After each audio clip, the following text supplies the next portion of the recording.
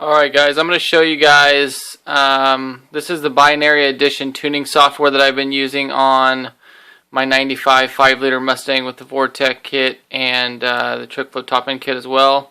Basically how it works is I have the burner kit with the chip, so basically the chip plugs into my computer. I'd make changes, any changes I want from you name it. I mean, these are two different tunes that I'm comparing.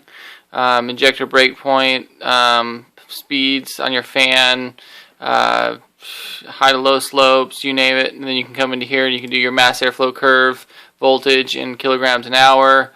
You can go to Spark, borderline table, and you can do your timing, you know, as long as everything's set at top dead center and 10 degrees base timing. You can adjust timing from here. Once you like it where you like it, you open up this program and you would erase the chip, and then you would load the program, find whatever. So if you go here, I'll show you, I got so many of them, it's ridiculous. You just go in here, you go to Mustang tunes, and these are all tunes I've played with, and just load as many tunes as I want until I figure it out. And then what you would do is unplug it, plug the chip off of the burner, and grab the keys of the car, and I'll come out and I'll show you guys how it works here. Sorry, I'm using this with my phone, so so there's the computer. Come out, bring it out here. Shut the dizzle. Here's my car. Walk down the stairs here. I'll try to edit this so it looks better. But there's the car. You guys can see. So then you would open your door, obviously, and down here is, oops, I don't want to sit on that, is my computer for my car. So you would slip the chip inside your computer just like this. Oops, sorry guys. Into the J3 port just like that. And for now, I'll just throw my computer up here until I get it all right, and then put my kick panel back in with the custom speaker, and then put this back in, and now the chip's in the car, which is pretty cool. And then you would shut your door, and I just have the computer sitting there so I can make changes and put everything back. This is the vehicle. Then after, you always want to do it with the battery disconnected. You put the battery connected again, let the car sit for a second. This is the motor combination, Vortech kit. This is a little sloppy right now just because I've been doing remote start on it and all this other stuff with my Viper alarm. So everything's connected here. We just go ahead and lower the hood and make sure the alarm's disarmed. And we're going to go ahead and jump in the car. Now, everything on my car is done with a wideband, a AEM wideband, and a boost gauge. Boost gauge sticks out a little bit because every time I push it in, I break it, so I'm going to have to swap the gauge locations. Doubled in, custom kick panels, 3 J lamps, processor under the seat, all the good stuff. Alright, so we'll start the car. Computer will take a second. It'll start finding out what's going on, hopefully here in a sec. There it goes, and you can see air to fuel is at 15 at idle, and it'll fluctuate a little bit as it warms up. Idle's nice and steady all of a sudden now. Let's take her for a ride. I'll lower the seat too. You can really hear that blower whine now that I put a 3.12 pulley on this instead of the 3.33 that came factory.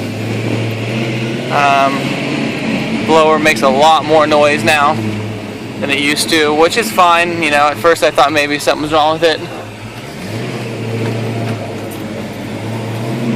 Okay, so I just got done adding a grip loaded fuel on this tune, and it'll take a second for the car to, I think, realize what's going on. At least it seems to do that, but maybe it's instantaneous. I have no clue. And so far, the car's running good, no bucking, nothing like that. Air to fuel still lean though, at 2,000 RPMs, which would be like 1.4 voltage on the mass air. Right now, I'm just playing with this because I have a lighting mass air in here because I'm sending my Pro M92 back for service, and the Pro M meter is going to come back with a 30-point sheet with all my voltage and kilograms an hour, so I won't have to guess on this shit.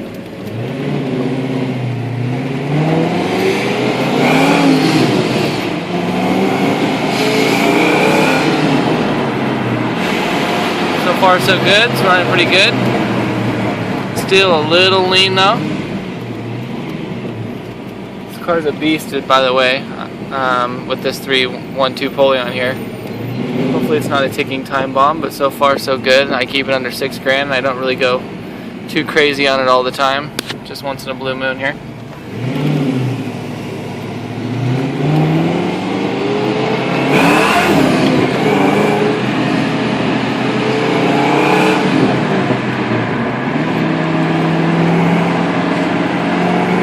Still a little bit lean, just a little bit, so we need a little bit more fuel. And the way you can tell is when I go wide open throttle in this thing, I want my air to fuel ratio to be in the 11s, and right now it's in the 12s and the 13s, and you want it to stay at a constant 11 or 12, not, you know, jump around and shit like that. You want it to stay at least in the 11s and jump around, and not jump from the 11s to 12s depending on how high the boost gets. Drivability wise though, car's pretty close to dialed, you know, I'll be honest, I've had problems with this because it was a huge learning curve trying to tune this car. It wasn't easy, and a lot of the problems with the tuning on this car is mechanical issues that I tried putting shit together, and leaks. I had a lot of leaks where I tried drilling for sensors and shit like that, which, you know, comes with the territory of owning a boosted car, I guess. But man, it feels really good. It runs really good now. I don't know exactly how much power the car is making. It's not in a lot of timing right now. It can use more timing, but I do know that it's getting there because I've played around with buddies' cars before and stuff with it, and it does really well so far. So I don't know exactly. I'm shooting for 450 rear wheel, you know, 400, be modest, I don't really know, but that's kind of how the car's going and how I do the tuning on it, and you know, it's pretty badass, man. You can definitely hear the fucking blower, man. It's crazy.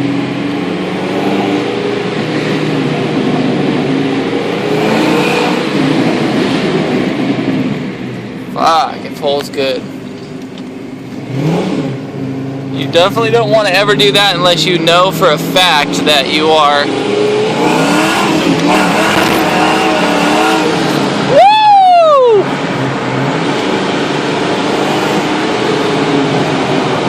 Fuck! Sorry, YouTube. I don't know if I can say that on YouTube, but this thing pulls. Fuck! That's the first time in a long time I've gone wide open throttle, and it's fucking pretty scary. Let me know what you guys think. I know it's not the fastest car in the world, but for me, it's pretty quick. Car weighs 3,600 pounds with the full system, me in it, everything. So let me know.